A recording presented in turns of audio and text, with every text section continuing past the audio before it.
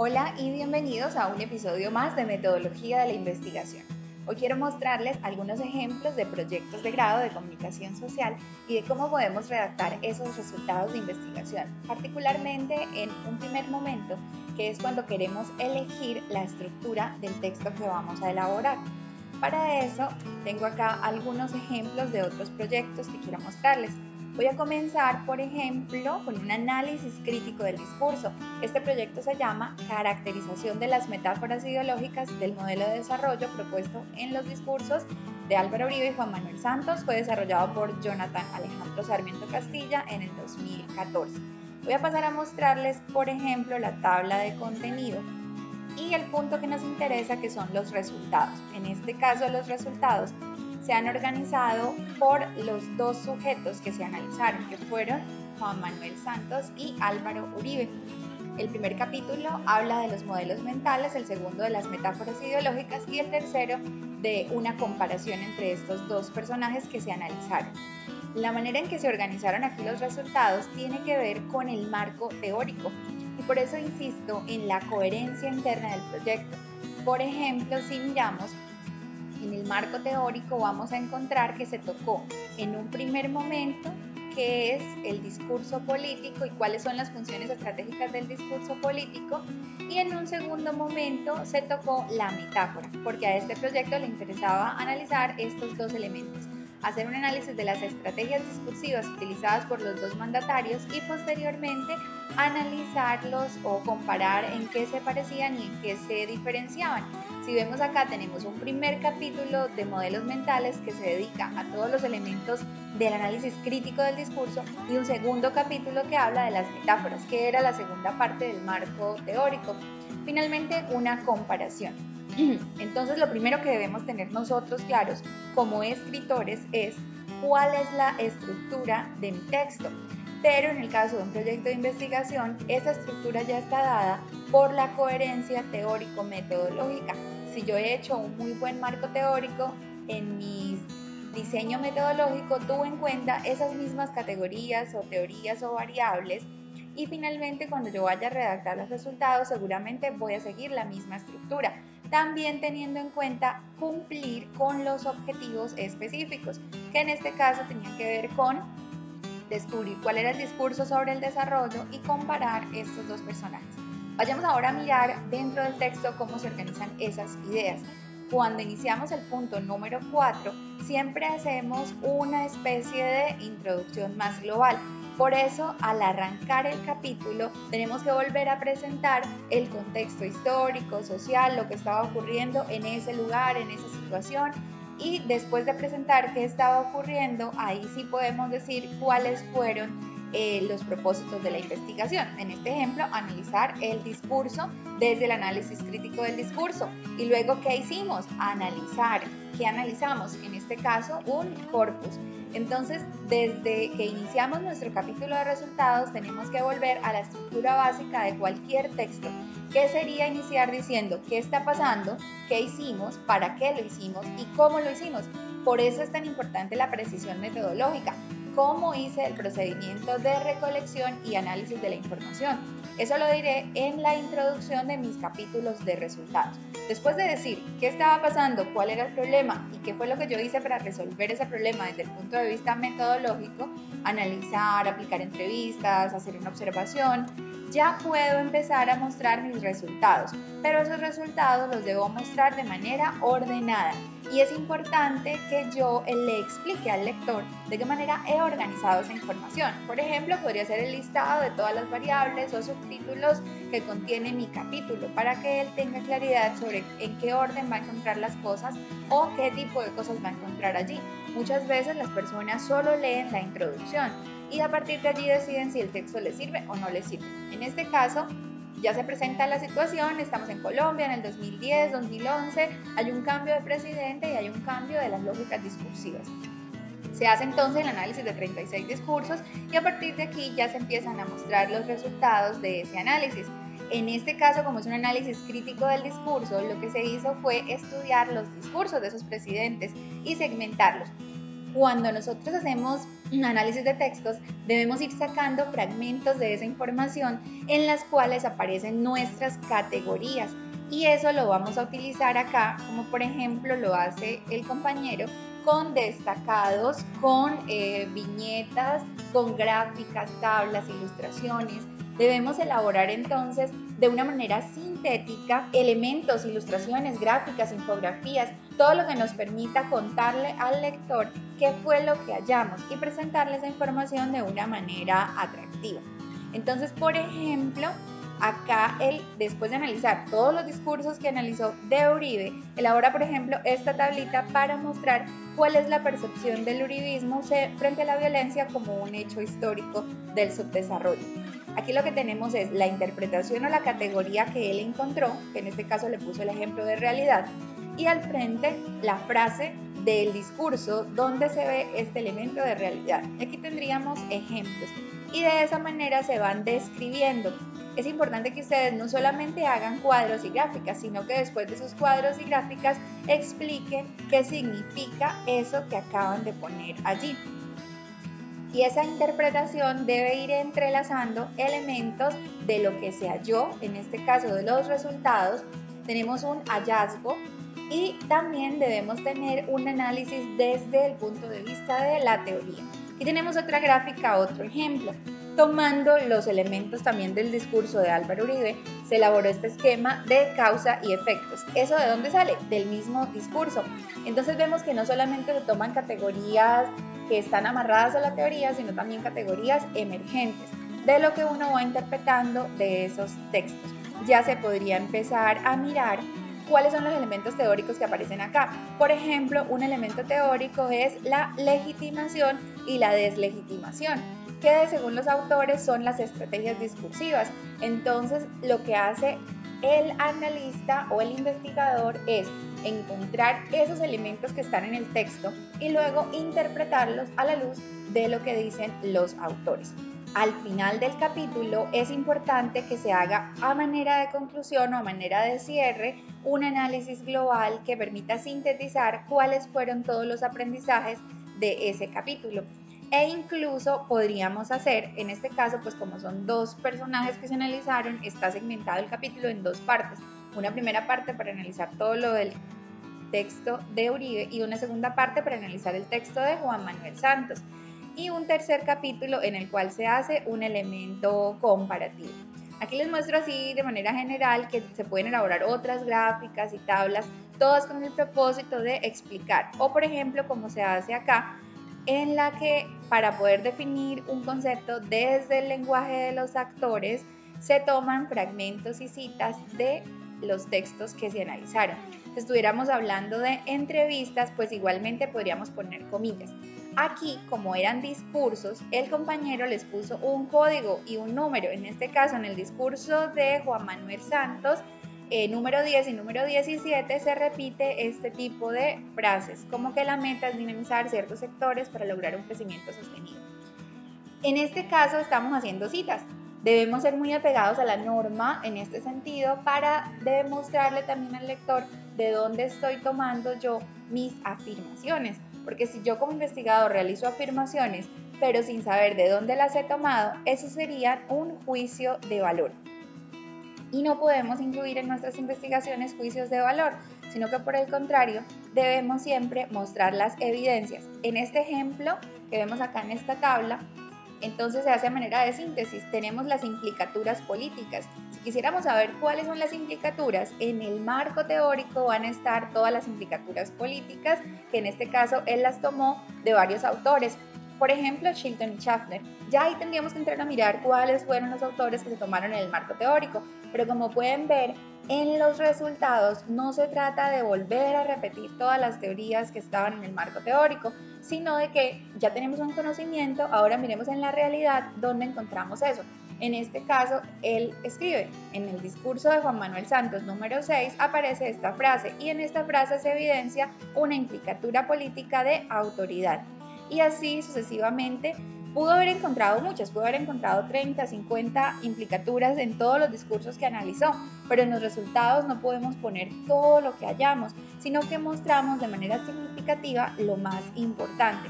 Y por eso es que tenemos que elaborar este tipo de gráficas, tablas, ilustraciones que nos permitan presentar la información de una manera muy concisa, pero también muy agradable para que nuestro público comprenda este proceso de aprendizaje que nosotros hemos elaborado. Aquí al final del capítulo me faltó decir que hay una conclusión, por supuesto. Todo texto tiene introducción, desarrollo y conclusiones. En esta estructura que miramos había una introducción que fue contar qué estaba pasando en Colombia, luego una estructura que puede analizar los dos discursos por separado, Juan Álvaro Uribe Vélez y Juan Manuel Santos, y un momento final que siempre vamos a tener y es la conclusión. Entonces acá él ya empieza en las últimas páginas a hacer una conclusión global sobre cuáles fueron los hallazgos frente al discurso de Álvaro Uribe, cuáles fueron los hallazgos frente al discurso de Juan Manuel Santos y un cierre de los 36 discursos que analizó para poder redactar este capítulo de resultados. Aquí concluye que el objetivo principal de los presidentes era el de disminuir la responsabilidad del gobierno en la administración de la nación, eliminar barreras arancelarias para productos internos. Acordémonos que en el propósito era descubrir cuál era el discurso de desarrollo de los presidentes. Y nuevamente retoman los autores Chilton y Schaffner para demostrar cómo correlacionar de dónde está sacando él estas inferencias.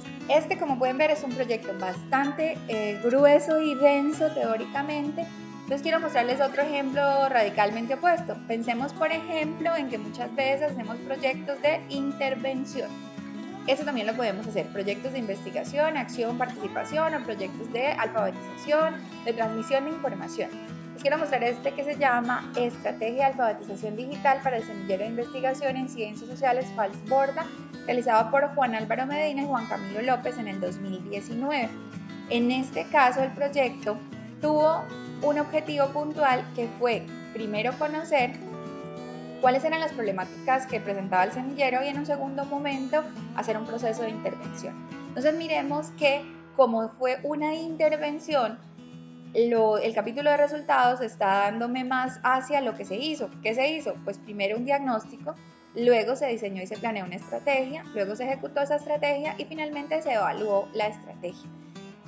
En este caso, como fue un proyecto de intervención y no de investigación en sentido más estricto, pues las etapas que me va a contar el capítulo de resultados son las mismas etapas que ejecutó el proyecto, que obviamente son coherentes con sus objetivos específicos, que eran esos mismos: diseñar, ejecutar y evaluar, y también con su marco teórico, que en este caso tenía que ver era con la comunicación para el cambio social y la educación sobre herramientas TIC o el papel de la comunicación en la difusión de este tipo de conocimientos.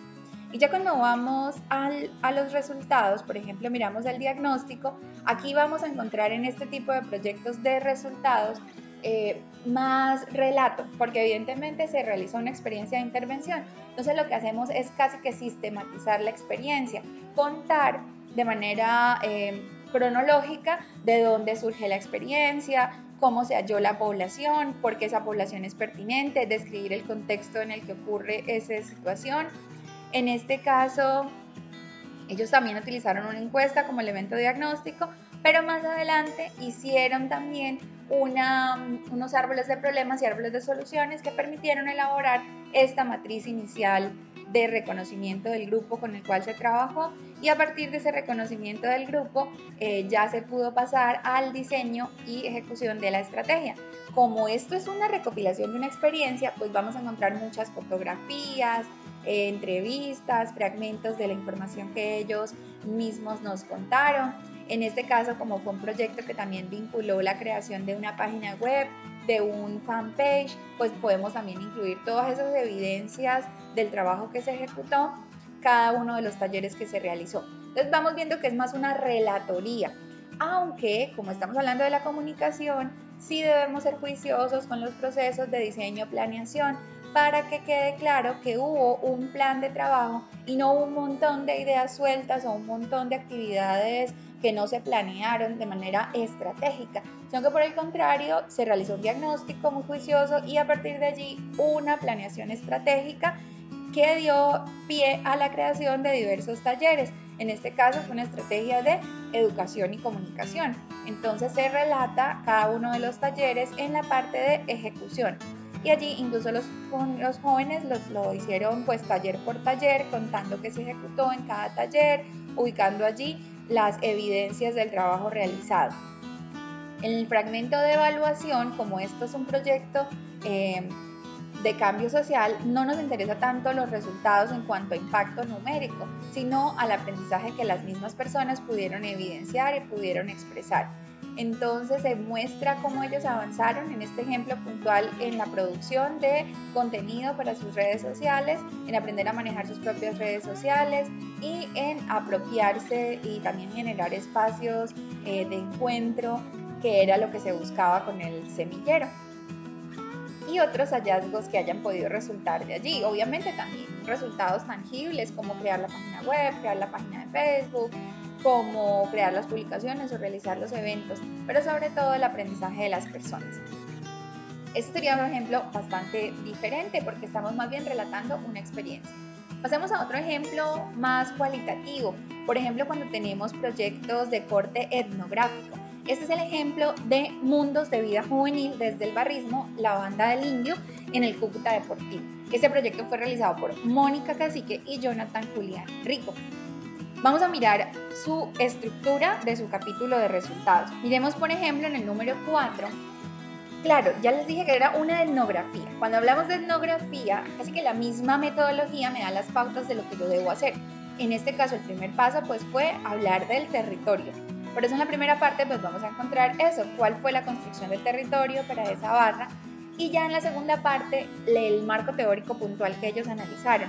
Ellos en su marco teórico, miremos por acá arriba, tienen todos los elementos propios de las mediaciones que desde el autor que manejaron en las culturas juveniles, los procesos de mediación cultural del mundo de vida de los jóvenes tienen que ver con el territorio, el cuerpo y la identidad. Y por supuesto el fútbol como elemento que cohesiona esta subcultura juvenil. Ellos aquí detallan todos los elementos de esa cultura, como los tatuajes, el vestido, los accesorios y demás. Entonces, lo mismo que detallamos acá como elementos propios de la cultura en el marco teórico, es lo que vamos a encontrar en los resultados como elementos propios de esa cultura que ellos analizaron. Nuevamente, miren esto, hay coherencia teórico-metodológica, es decir, si yo digo que la cultura tiene vestido, tradiciones, creencias, culturas, símbolos, cuando yo haga mis entrevistas preguntaré por esos símbolos y cuando yo muestre mis resultados pues tengo que mostrar esos símbolos, creencias, lenguaje, culturas y tradiciones, porque esa es la coherencia interna de mi investigación. Entonces acá, por ejemplo, vayámonos a ver esos resultados. Bueno, aquí con el título podríamos haber usado un título creativo o poner el mismo título del proyecto, pero miren que arrancamos como siempre con una introducción de qué se hizo, para qué se hizo, cuál era el objetivo y cómo se logró. En este caso pues se realizó una investigación etnográfica con algunos jóvenes barristas y ello permitió encontrar los siguientes resultados. El primer resultado pues tiene que ver con habitar Cúcuta como un territorio que es propio de las barras del Indio. Y allí ya ellos empiezan a relatarnos pues cuáles son los lugares. Como se realizaron entrevistas, entonces miren, citan las entrevistas de las personas que realizaron. Recomendable que utilicemos siempre comillas, que destaquemos y que ubiquemos al final quiénes fueron los entrevistados. En este caso las fuentes. Ya ustedes decidirán si quieren que esas fuentes tengan sus nombres reales o nombres ficticios. Y también podemos irlo correlacionando con los teóricos. En este caso, Germán Muñoz fue el principal autor que se citó en este proyecto de grado. De esa manera, como les decía, seguimos la misma estructura de un capítulo de resultados, donde mostramos hallazgos y analizamos esos hallazgos a partir de un teórico particular.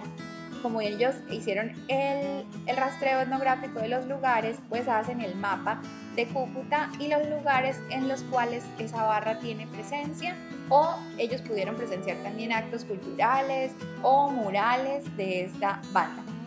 Y luego pasamos de un contexto más general, que sería la ciudad entera, a un contexto particular, que sería la zona de Cúcuta llamada Juan Atalaya, esta comuna de la ciudad.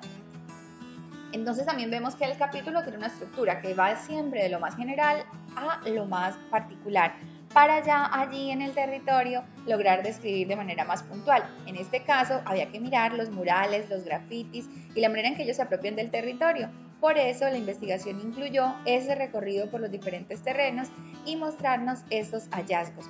¿Y qué significan para las personas? Vamos a estar retomando todo el tiempo fragmentos de las entrevistas, donde quede claramente definido qué es el hallazgo, el significado de un mural para los miembros de la barra y luego el análisis que pueden hacer los investigadores de la mano de los conceptos que ya han aprendido de su marco teórico. Recuerden que el marco teórico nos hablaba de los símbolos, los fallecidos, el territorio, los trapos y los lemas.